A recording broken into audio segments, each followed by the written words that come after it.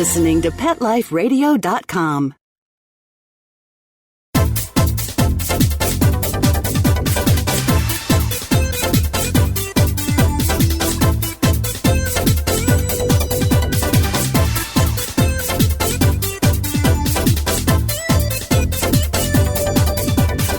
Hello! Welcome back to Pet Life Radio.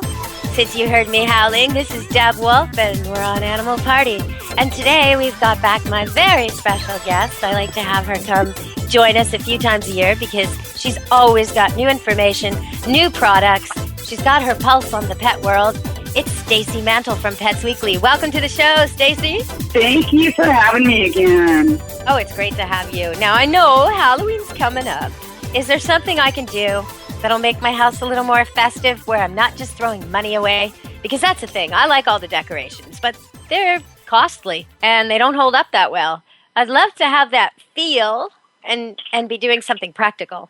There are tons of things that we can talk about. We've got some really fun carving patterns you can do that are animal related, which we all know and love. They have some really great patterns of cats and bats and all kinds of wolves and everything. So that's a low-cost decorating solution. Yeah, like the cat with the arched back or the bat on the pumpkin. A lot of little boys would love to have that on their pumpkin. That's cool. Oh, absolutely. You know, and there's a new thing coming out where they're decorating pumpkins and walls with this water-based paint that washes off real easily, but, you know, will stay up there for a couple of days or a week or two until you take it off. And you can do some really fun patterns with that. That's very, you know, cost-effective, and it's not going to destroy your home. There's some really fun things out there, some little, water bottle treats for your pets that you can make up in the shape of bats and zombies and everything else. Or you can just buy one that's already shaped like that. What about toys? Have we got some toys that kind of make us think of Halloween, but they'll last longer than Halloween? Have we got anything like that? We have got some amazing pet toys coming out right now. In fact, we're going to be doing a big giveaway starting probably tomorrow. I'm hoping to have it live by then, of zombie pet toys. So they are zombie-shaped toys for your pets that have an actual guarantee that they will last because they're so tough. And those are from Quaker Pet Group. Loads of fun, all kinds of shapes, vampires, zombies. We're doing the whole zombie line that we're going to be giving away. And we're going to be giving away 2 sets of zombie lines of every pet pet toy in the zombie line, as well as individual pet toys for many lucky winners. How do people enter the contest, Stacy? How can they get in on that? If they want to win a pet toy, what do they got to do? They go just head on over to Pets Weekly, and it'll be on the front page. You can sign in right there, and you can enter every single day to increase your chances. There's a little place that you can enter right on the website, right on the front page, and there's all kinds of things you can do to enter, from tweeting to Facebooking to leaving a history of the zombie if you don't do Facebook or Twitter. All kinds of ways to enter, and we have a lot of things we're giving away. Well, zombies are really big now because they're part of that game, that Minecraft game that all the little kids are playing. And so I know I'm going to see a lot of zombies at Halloween. If you're dressing your dog up, zombies probably not the way to go because that's lots of bits hanging. And I don't like to see dogs or cats with any bits of costumes hanging because the second you're not looking, they're going to bite it. And they're going to ingest it. And you might end up at the emergency clinic with a $1,000 bill or worse. So just don't do it. Come up with a costume if your dog or cat really likes to dress up and likes to be in the thick of things. That's really, really comfortable for your pet. It may even just be a bandana. Go simple. Less is more with this, you guys. Okay, so let's keep talking about some of the stuff you've got there. I know you went to, I can't resist doing this, SuperZoo. Dum-da-da-dum. So you went to SuperZoo, right? How was that this year, Stacy? Tell us all. You know, we just had a blast over there. There are so many amazing new products on the market and so much fun stuff for your pets. I mean, you know how I am. I could spend 24 hours a day there, and they only had it open for, I think, 8 hours a day, and it just wasn't enough time to see everything. But we did see some really neat things like a cat genie. Have you ever heard of the cat genie? The cat litter genie? No. Does it make it disappear? Sort of. It makes it so you don't have to take the garbage out every single 2 or 3 times a day. It works just on the same premise as a diaper genie, only you put your cat litter into the box, it twists and clamps the top, and every time you have a new one, or you clean the box, you just leave it right next to the box, You just put it in that container, open a sliding door, close it, and it keeps that litter contained for several weeks. I mean, I've had mine now for 3 weeks with 2 cats, and we don't have an ounce of smell. It's just real super easy to clean up. At the end of when it finally fills up, which takes a while, you just take the garbage out once and you're done. So it's really easy to keep your litter box clean all the time. You know what? That's interesting. That's exactly, I mean, right beside, I have rollover cat litter boxes because I like those the best. They call them self-cleaning, which is a little bit of a misnomer. You do have to clean them, but it's got a shovel built in. You roll it over, and all the hard clumped stuff sort of falls to one side into the shovel, and all the clean stuff sifts through a screen and gets reused. You roll it back, you pull the shovel out, so you don't have to actually get in and scoop it all. So I love these ones. But I actually use a sort of diaper garbage can that I retired after my kids outgrew the diapers, because the thing about those cans is they're airtight. They have this weird sort of lid on them that makes it so you can't smell what's in them. And that's very helpful. We're talking about cats, that's for sure. Cats do have a strong nose. I know people are always thinking about the dog nose because it helps us find, bombs and mines and drugs and dead people and missing people and all this sort of stuff. But the cat nose is very, very strong. And if a cat thinks the litter stinks, it's not going in there. So if you've got cat litter problems, sometimes switch litters. Sometimes clean it more. Sometimes clean it with a different cleaner. All these things can make it just a problem disappear. Your cat just didn't like the way it smelled in his bathroom. So you have to make it smell kind of neutral, actually. Not too fresh and not too stale. Okay, so let's keep talking with Stacy here. I'm just interjecting pet advice as we go, and for Halloween, I've got a lot. Most dogs hate firecrackers. Keep them away from Halloween. Black cats should be inside already, because when they're outside, they get caught by really nasty people who do horrible pranks on them that kills the cats. So if you've got a black cat, even if it's an outdoor cat, it's not an outdoor cat in October if you want to keep that cat. Just lock it in, make a really nice, calm place for it with cat scratches and catnip, all the things it loves, make sure to visit it in there. And that's the same advice for Halloween night. Halloween night, the cats, no matter what color they are, should be locked up safe, away from the door, away from the traffic, and the flailing costumes and the screaming kids and all the things that go on. So just let them be safe. If your dog's neurotic and nervous and afraid of things, this isn't the time to bring him out of his shell. This is the time to let him have a little cat room to hide out in for the night. And if you do take your dog trick-or-treating, you got to have 2 people, one on the dog, one on the kids. The one on the dog has the leash on the whole time, and that has to be an adult. Otherwise, you can get your dog stepping in broken glass. You can get all kinds of things, and traffic is a huge problem. So everybody, and not to mention all the wrappers and the poisons, the artificial sweeteners that are okay for humans but toxic to dogs, and the chocolates. And so really, Halloween isn't the time for your dog to be loose, even if he's really well trained. Okay, so Stace, let's go back to some of the stuff. You went to SuperZoo. What's coming up for you next? Have you got anything big planned? I know you've got your book going like crazy. Yeah, the book's been a lot of fun. We're reaching 20,000 downloads on Shepherd's Moon, so that's a huge milestone for us, especially with no marketing budget or anything else. It's been a really fun journey, and book 2 should be out soon. The next thing we're doing is Bark World. I don't know if you've heard of Bark World, but we're going to be speaking at Bark World on how to blog on a budget, so that'll be a lot of fun. How to have a blog on a budget. Okay, that's interesting. Yeah, for anybody that writes out there. So where was SuperZoo? Was it Las Vegas? It was in Las Vegas, yes. And Bark World coming up is going to be in Georgia this year.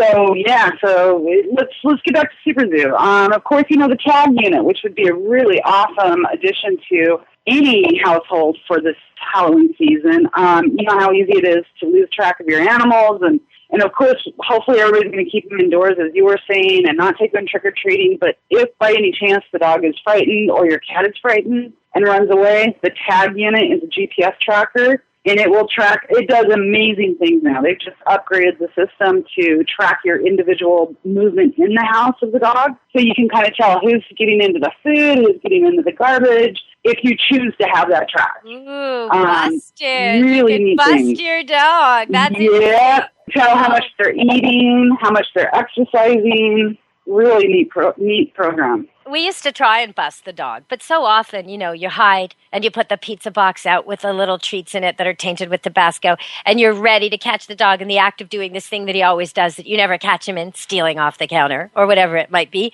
And of course, he knows you're there. You can't catch him. Not if he's not a puppy anymore. He knows you're there. He's good as gold. Sure. So, yeah, a nice way to bust them. Now you can do it remotely. I'm wondering, can I take this thing, if I had one, and stick it on my little girl, my daughter's sunglasses, or her actual reading glasses, so if she loses them... You could. You could actually put it on your daughter. Well, I wouldn't want to do that. It's her eyeglasses that we seem to keep missing. And my keys. My car keys and her eyeglasses. Those are the things that I need a GPS on, not my dog, not my cat. My dogs are so well trained, they follow me around. They're watching me. They think I'm the one who's likely to get lost, But That's funny. I wish mine were that well trained. I need you to come over here and train mine. You can get out of that cool weather for a while. Well, you know what? We're going to go to break soon, and we'll come back and talk a little more about what's going on with Pets Weekly. Pets Weekly magazine, you can all check it out. It's got pets, it's got dogs, cats, goats, chickens, you name it. There's stuff on there. Jokes, riddles, famous sayings, all kinds of stuff. Anything you need for a speech or a kid's project. Very entertaining website, as well as product reviews of the latest and greatest stuff and links to the news. It's pretty good. But while we're on the topic of dogs and getting lost, years and years ago, I used to be a dog walker before I owned Camp Good Dog, before I had this boarding kennel and farm. And I used to go pick up a whole group of dogs, 8 to 10, sometimes more, and take them into the woods or the beach or some beautiful place around Vancouver, wherever they lived, and walk them for about an hour and a half and then take them home again. But I often found, because I'm not from here, I'm from way back east, I often found I would get lost. And partway through doing this, maybe a few months into it, I realized that I was the only one lost. Every dog in the group knew where the car was. They just didn't know that that's what I was looking for. So I trained them to find my car, most of my customers and my own dogs. And then nobody ever got lost again. You could be you got to make sure you got a leash on him, though, because when you say, go find the car, and he runs off to the car, you can lose him and the car. So you got to make sure you're on the leash, but they go really, really fast. It's really easy to teach. I've shown it on TV, and I think I've even shown it on YouTube. It's definitely on my DVD. But all you got to do is you start at the car. You have your dog on a leash. You never treat this like a joke or a game. It's always serious. You put some kind of food he loves on the bumper of the car. You let him see that. Then you walk him backwards away from the car about 10 feet. And you give the command, okay, find the car. And, of course, he runs over to the treat, or you even walk him over to the treat. Doesn't matter. He gets the car, he gets the treat. And then you go farther away and farther away and farther away until he can't see it, until he didn't see you put the cookie there, until there may not be a cookie there. It may just be that once he finds the car, you'll give him one. It can be a little less direct once he gets trained for it. But your dog will find your car, and you'll never be lost again. All right, everybody, we're going to break. We'll be back in a second. Just a little word from our sponsors, and then we'll be back on Animal Party Pet Life Radio talking to Stacy Mantle from Pets Weekly. Stay tuned, everybody.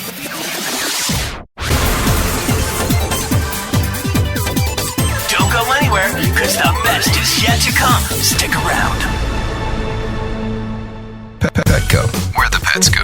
Petco, where the pets go. Pet Life Radio has tail-wagging, fur-flying, fabulous deals for our listeners from Petco. Get $6 off your order of $60 or more, and up to 40% off the entire Petco site. That's right. But that's not all. Because you're a Pet Life Radio listener, you'll also get free shipping on your order of $49 or more. $6 off, up to 40% off, and free shipping from Pet Life Radio and Petco. To get these awesome deals, go to petcodeals.com. That's petcodeals.com. Petco, where the pets go. I'm not much of a reader, but I do wish I were more well-read. There are so many great books coming out. I wish I could find a way to keep up. Audible.com makes it easy to stay well informed and catch up on your reading simply by listening. Audiobooks from Audible turn downtime into uptime. You'll be more productive and become well read. Now I'm able to catch up on all the great books I've been wanting to read. With Audible, I feel smarter. Pet Life Radio listeners, try Audible.com now and get your first 30 days of Audible Listener Gold membership plan free. And get a free audiobook. Choose from over 100,000 titles. To get this great deal, go to audibledeals.com. That's audibledeals.com.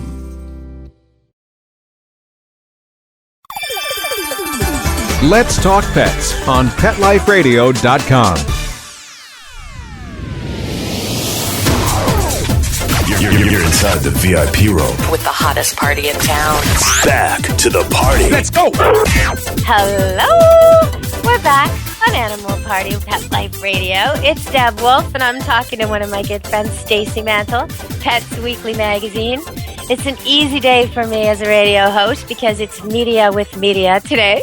I get to interview someone who does interviews all the time and just hear what she's been working on lately. So, Stacy, what you been working on lately?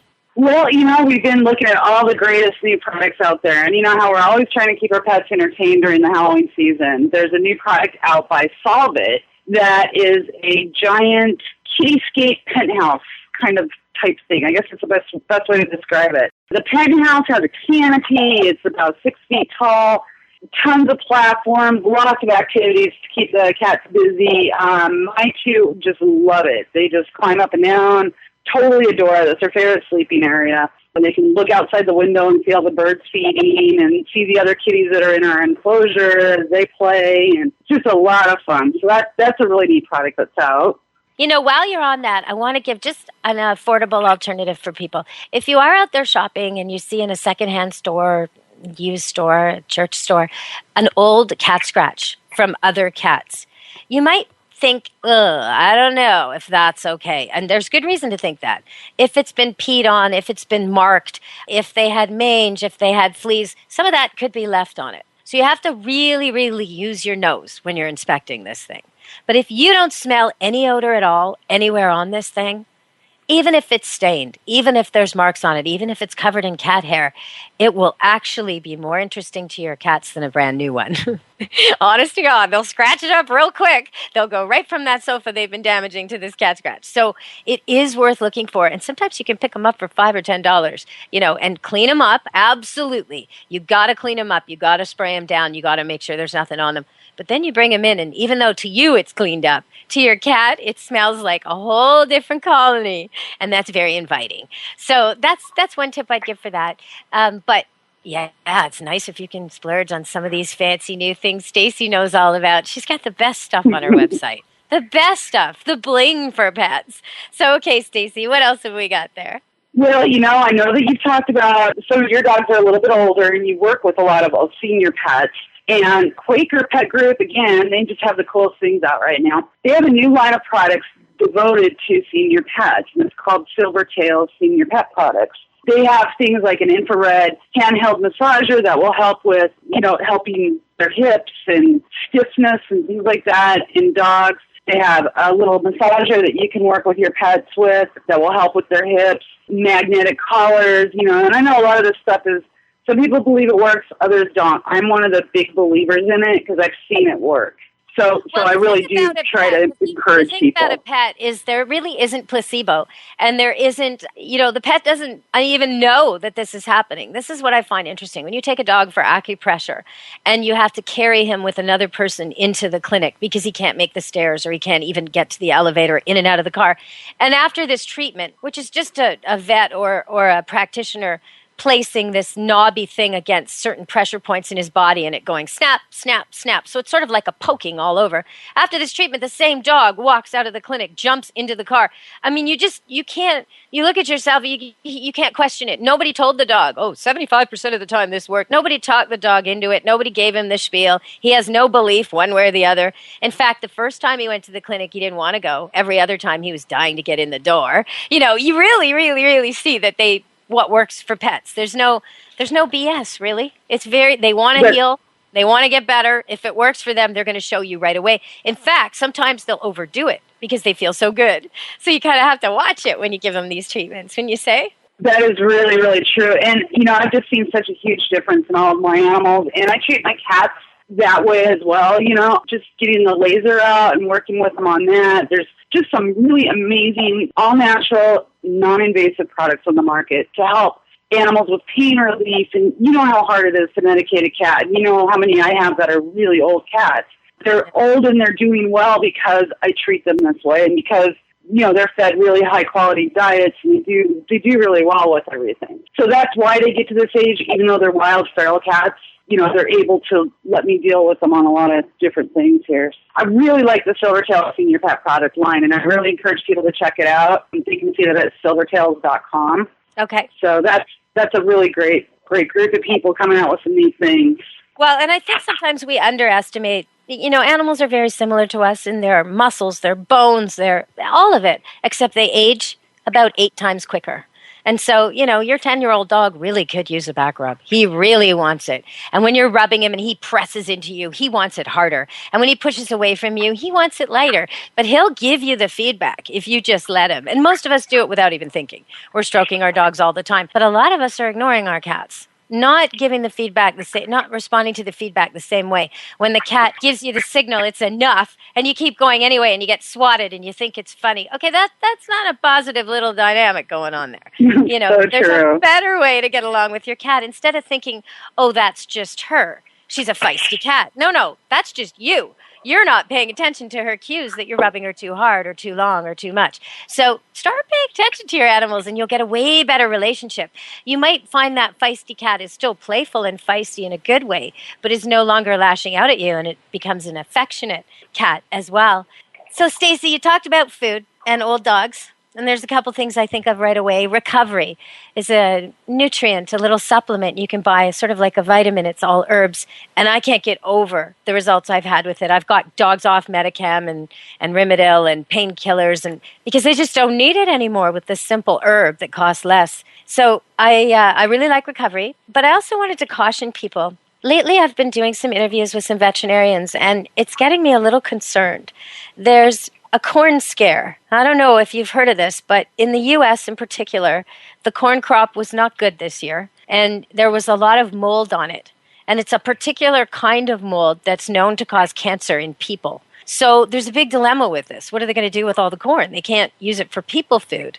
So they've decided to relax the regulations and allow it to be used. Cut half good corn, half molded possibly cancer-causing corn, together to make pet foods. So I'm really concerned about this. Some of the vets I've been interviewing, 3 of them in the last month, have been talking about this. And it's just making me want to advise people more than ever, read your labels. There isn't really a good reason to give a dog or a cat corn anyway, even good corn. It's really not going to help them in any way, especially senior pets.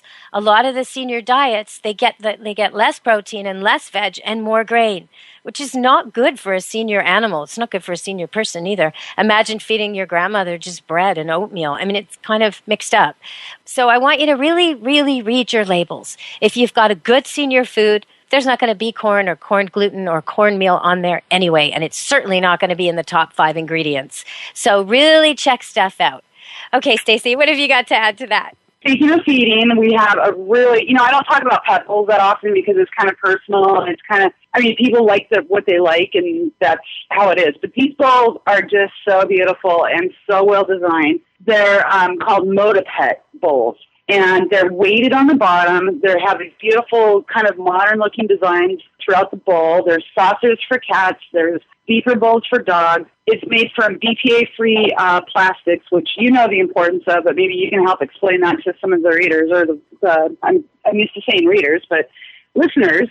Or I can. I think people know that there's a toxicity to them and it leaches into the foods and the waters and temperature affects it and all kinds of things. And you just don't want to be doing that with your pets. They're licking it with their tongues.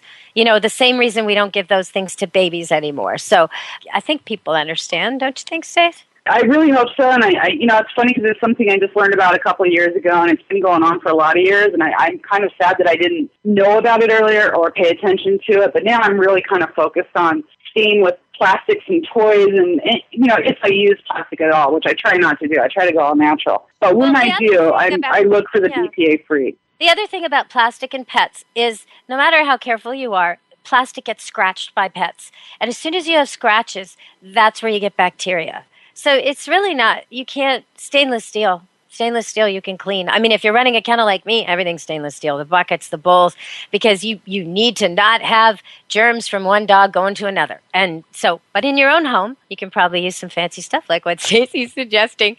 Yours doesn't have to be bomb-proof like the stuff at Camp Good Dog. You know, we're going to have to go to a break again soon. But I want to tell people, if you need a puppy fix, if you want to see 7 beautiful little puppies that were born September 21st. I have to keep reminding myself of the date. Their due date was the 22nd. So they were born one day early. And there's 7 of them. And they're on my Facebook site. Just go to Camp Good Dog on Facebook because they're, they live here at Camp Good Dog. They're on the site, and you'll see their mom and the 7 puppies, and they're so sweet. Recently, I saw someone sent me on Facebook a picture of a group of puppies, very similar puppies, newborns, and they were all huddled. It was from Germany, and it was a rescue place, and it was showing these beautiful puppies, and they were all huddled around this giant designed milk bottle that had several little nipples off it, and they were all suckling, and it just took my breath away because it made me feel so bad for them that they didn't have their mother. Great that these people are doing what they can, but boy, you need a warm mama, a mama who cleans you. Puppies, they can't even go to the washroom by themselves. They need to be licked and massaged in order to stimulate all of that. So they can die if they're not rubbed in just the right way every little while. And the mom smells when they need it. She knows when they need it. She's constantly licking them and rubbing them and keeping them the right temperature and monitoring everything they need, as well as feeding them and showing them what to bark at, what not to bark at, who to like when their eyes open. So if you want to check out some puppies, their eyes opened, I think, yesterday. And they started moving around just a little. So they're just pretty gorgeous. Check them out on Facebook on Camp Good Dog. And we'll be back with more from Stacey Mantle and PetsWeekly.com. Stay tuned, everybody, to Pet Life Radio and Animal Party. Don't leave this party before it's over because the best is yet to come. Only losers leave the party early anyway. Party on. Back in a few. Introducing the new Bret Michaels Pets Rock collection exclusively at PetSmart. I created it for the pets that rock your world. Shop the Bret Michaels Pets Rock collection and celebrate PetSmart's 25th anniversary with up to 25% off thousands of items on the PetSmart site. Plus free shipping on orders of $49 or more. Go to PetSmartDeal.com. That's PetSmartDeal.com. PetSmartDeal.com. Welcome to GoDaddy.com's Internet Cloud. First, get your domain name from GoDaddy.com. Then, make your business and personal internet dreams come true. Go to GoDaddy.com. Use promo code PARTY101 and get a .com domain name for just $7.49. Party102 for 10% off your order. Party103 for $5 off $30 or more on any items. Or Party104 for 20% off 1-year hosting plans at GoDaddy.com. GoDaddy.com. Domains, websites, and everything in between. This year, Americans are expected to spend a jaw-dropping $36 billion on their pets. From lighted leashes to high-end spa products, the discriminating pet owner can find just about anything to pamper his or her pet. Hi, this is Michelle Fern. Join me every week for Best Bets for Pets, where we'll talk about the latest pet products and talk to the companies that make them. Best Bets for Pets, every week, only on PetLifeRadio.com.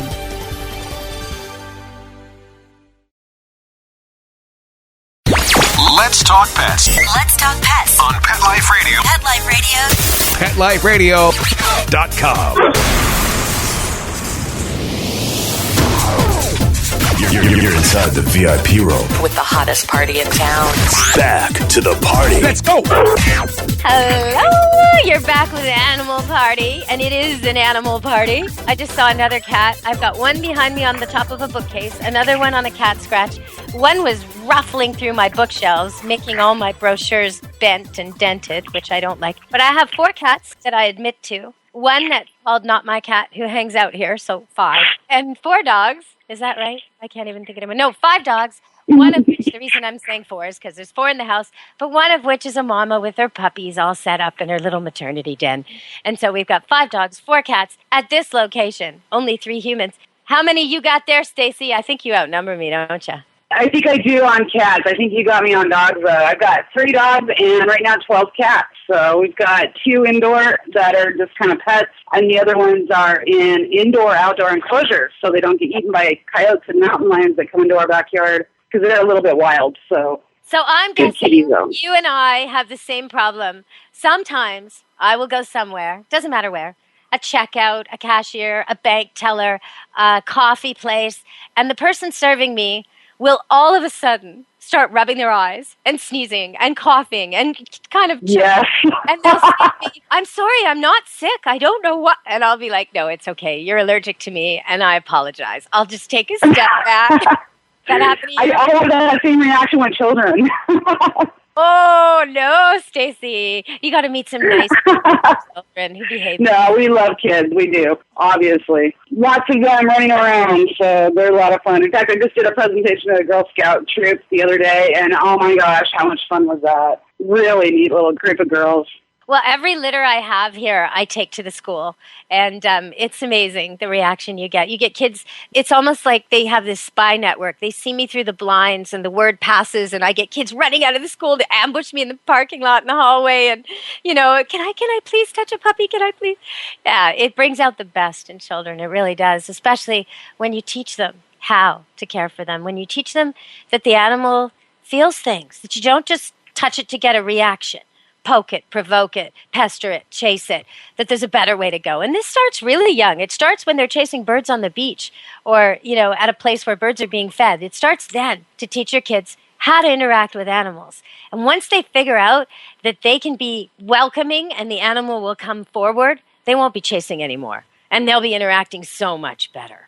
And then, you know, if they want to chase, by all means, get them to throw something and play chase with a dog, you know. That's the way to go. But there's a way to learn. You know, I often see people, I had a standard poodle recently named Apollo, gorgeous dog, puppy. And the lady called me and she said, I think he hates kids. I think he's attacking kids. So I go over there thinking, not very likely, right? I mean, really, what are the chances? And sure enough, no, Apollo is dying to play with children. He just has no idea how, hasn't learned. And so the children sort of run at him and run away and run at him and run away all the time. They come just within reach and then they stop if he's on leash or if he's in a yard. So he's become a sort of bounding, galloping, horsey type of dog with these big paws, and he's just so excited. And if he ever gets anywhere near them, he grabs them with his mouth. Now, he doesn't bite them. He hasn't bitten. He hasn't even shredded any clothing. He's got this big, soft retriever mouth. But he needs to learn, you never bite children. You never put your mouth on children. Okay, we did that. Children need to learn how to play with a dog. All the children that live in that neighborhood are taunting this dog, not wanting to. They just want to do something with it. So we had a group of them over, and we had them throw the toy for him and taught him how to play fetch and taught them how to pet him, you know, and him how to sit for it. If he jumps, the kids walk away. If he sits, the kids walk forward. Now, if you want to see that, actually, I did a bit of that, not with that dog, with a different dog, on YouTube. So for free, you can go to Deborah Wolf on YouTube and look up, there's 10 training clips. One of them is greetings with kids and dogs. And it's just basically, it's so easy. You just plan a time, book some kids or go to a schoolyard, have your dog there on a leash. You can give the kids treats or balls if you want. Make the dog sit. If the dog sits calmly and quietly, the kids pet him and spoil him and do whatever the dog loves. If the dog does anything else, the kids back up. Within seconds, the dog is trained. 2 or 3 times of this, and you've got a dog who won't jump on kids anymore. He'll sit for them. All right, Stacey, I've been throwing in the training stuff. I'm not really sure why. But let's go back to some of your material. Let's talk about Pets Weekly today. What else have you got? Okay, well, we've got, one really important product that it's actually not a new one. It's a little bit older product, but it's been revamped for 2012. And it's called Pup Light. Puplight. And then what it is a dog safety light that hooks on your dog's collar or any collar. It comes with a collar. You can just put that on at night. And it drops below their neck and it lights the way. So not only is it a great safety device, especially for times during Halloween and when it's getting darker outside a lot earlier at night, it also gives you some extra visibility when you're walking your dog. And if you just put your dog in the backyard and they're not coming back, you know where they're at because you can see, obviously, this huge LED light. It makes dogs visible up to a mile away. Really neat product. I also like reflectors on the backs of kids on Halloween, on the collars, on the leashes of dogs if they're going trick-or-treating. Get everybody to light up. Don't make it so that people can't see you. I mean, seriously, if your dog's black, he needs a collar like this. He really does. Absolutely. It's really so important, especially during the winter times, So I always like to make sure people are aware of that during this time of year. Let's see what else we got going on at Pets Weekly. We've got, we just had a huge Frankenweenie contest for the Disney movie Frankenweenie. We had a great giveaway on that. We've got, of course, tons of other giveaways coming up, along with the Zombie Nation toys. Those are going to be a lot of fun. We've got, let's talk Halloween for a minute. Let me give you an interesting statistic here. Did you know that 1/3 of pet parents dress their pets up over Halloween? Do you know what? I want to talk to you about that. Yeah, that is a lot of people. So go with the costumes. First of all, on a cat, do it quick. Praise the cat, cuddle the cat, get it off. Practice a little bit before Halloween, a few times like that. On a dog, same idea if the dog doesn't like it, but if you make the costume really, really simple and you praise the dog and tell him how good he is and reward him when he's wearing it, he'll wear it. Most dogs don't care. Just make it comfortable. So, I was thinking the other day about sometimes you and I, we're so used to pets, we don't realize some of the things we know that other people just don't get. And, Halloween's kind of a time for wolves. And I know there's a lot on your site about wolves, and we've done shows. If people want to know more about wolves and familiars and all that aspect of Halloween, ghosts and all the animal connections to the spirit world and all that, Stacy and I did a show on exactly that. So you can look it up on Pet Life Radio. It's one of the earlier episodes on another Halloween. But this Halloween, I was thinking about wolves. And, I said to someone, isn't that incredible? We were watching this television show about wolves, and they were showing them in nature. And I said, anytime you freeze frame any of those photographs, it doesn't matter which one, I can immediately tell you who the alpha wolf is and who his mate is. Every single photograph. And he's like, "Are you serious?" And I said, "Well, yeah, look at them." Not everybody can do that, can they, Stacey? We got to start. No, and it's really interesting that you said that, because I have the same reaction. I can tell who's in charge of that pack and who's the beta, who's the older wolves, the nursemaids, all of it. So it's really interesting. I'm sure you can do it 1,000 times better than I could. No, all of your experience and training. It's just really interesting, though. Yeah. It is the language of the canine, though, and it's all through the wolf world, the dog world. The wolves are just extremely visual. They're semaphore. Like when you look at a wolf and it's pissed off, it's like a dog pissed off times 100. It's got way more creases in its muzzle. I mean, its message is really easy to receive. It's like dog spoken, so simple for humans, right? Like it's the message, but you have to be able to read much more subtly to read domestic dogs than wolves. Wolves send their message. They're not messing around. So, and I know you've had some hybrids yourself, haven't you, Stacey? Yeah, I have a real soft spot for the hybrids, and they're so hard to work with and just don't make great pets. And people get them and finally realize this, and they end up in the animal shelters. So I'm usually the one that they call to go in there and pick them up. And, it's really hard. I really don't encourage anybody to ever get a hybrid unless they know exactly what they're getting into and are willing to modify their entire life, their entire home. These animals are, they're meant to be wild. Wolf crosses or coyote crosses, that's what she means by hybrid, where it's half dog and half something very, very wild. And people often think a half dog, half wolf will be brave, will be tough, and they are sadly mistaken. This is an animal that wants to be in the shadows. It wants to be away from humans. So you're going to have a very tricky animal to work with. Plus, and this is something they never take into account, and this is with the wolves especially, they absolutely do a complete turnaround at several stages in their life. The dog you meet at 1 and 2 is not the dog you meet at 4, and he is not the dog you meet at 8. In fact, he's never a dog. He's always a wolf hybrid. And so I've had one before. I had one for years. He died at 17. He was an old, long-lived, smart dog named Mike. Oh, wonderful animal. But, Mike could get out of anything. Mike could do anything. Mike was not a dog. Mike could kill anything. Mike could kill 11 squirrels in a half hour if you let him. Mike was not a dog, right? And that's the thing. People really need to know that. So we're talking about Halloween and safety, and I thought it tied in a little bit.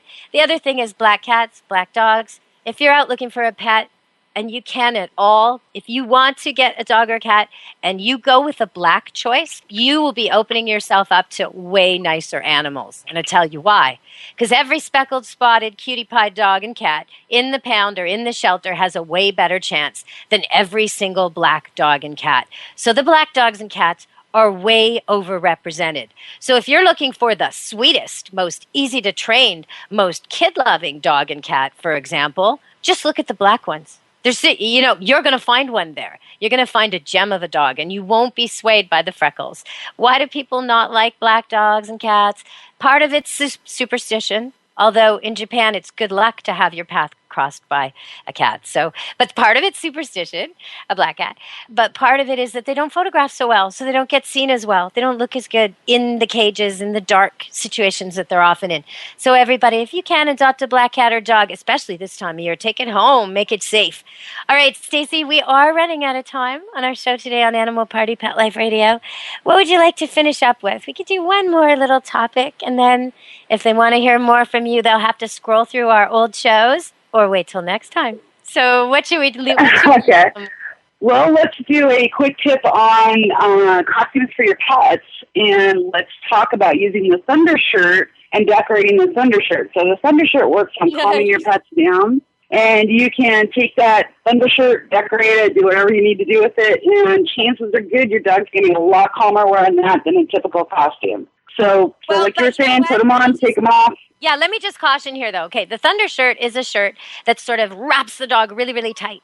And the idea is if your dog's afraid of thunder or fireworks, you put this on him and he relaxes. And it has an extreme effect. It's almost like being surrounded by other animals, sort of cuddling him, sort of like in a pack, like if he was in your lap, which you don't want always, or underneath the bathroom tub, hiding from the thunderstorm clawing at the walls. Okay, put this thing on and he relaxes. But if you decorate it up with things he's scared of, you're going to reverse the effect. So don't put anything noisy on there, right? Really think about how you decorate the Thunder Shirt, which is supposed to be his calming therapy, not something he's afraid of. Okay. And I'm thinking more along the lines of a tiger stripe or whatever you're doing as far as something that's flush against the material, not anything that's going to be hanging off of it or causing him more anxiety. You're absolutely right. So the paint, that kind of thing, anything along those lines are great. And again, don't leave it on too long. Just let them work through it. And we don't dress our pups up, but I know a lot of people do. So it's always good to be prepared. Or when you were talking about that, you said pet parent.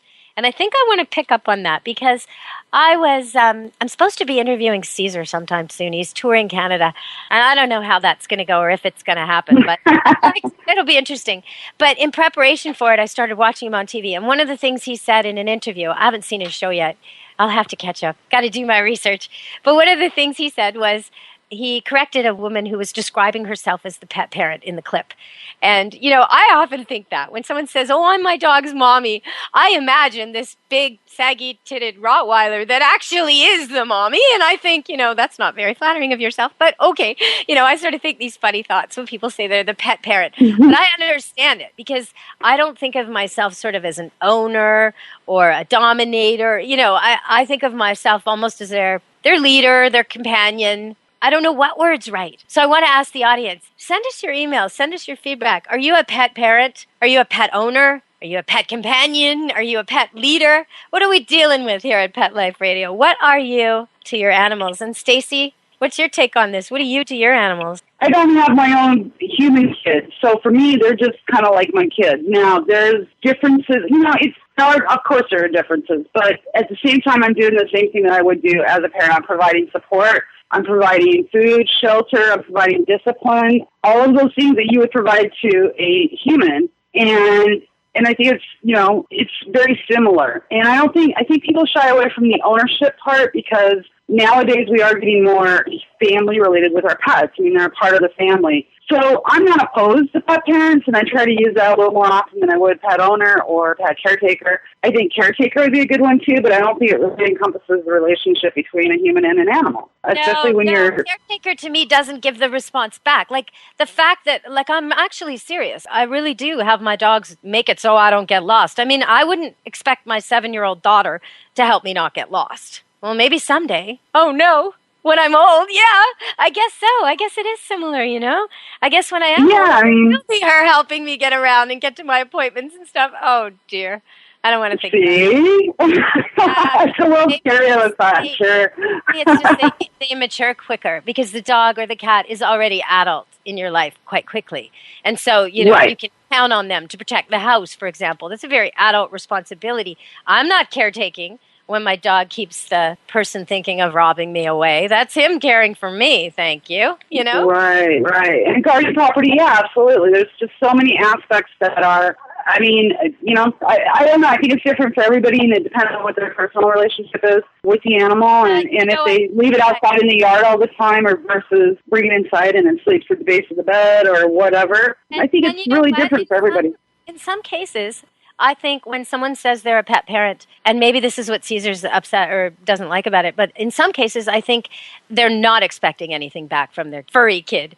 They're expecting this, to coddle and care for it and baby it, and it should still come to them, but they're not really expecting, they're not honoring that. And that's, I think you're right on there. I think that there has to be that balance there, just as you expect certain things from your kids, certain behavior traits and certain, behaving and giving back to you on some level. You do expect the same from your dog, and you should. And it compares to parents, there's different family styles. Like my son is only 9 years old, but he's the same size as me, so I expect him to help carry in the groceries. Like, period.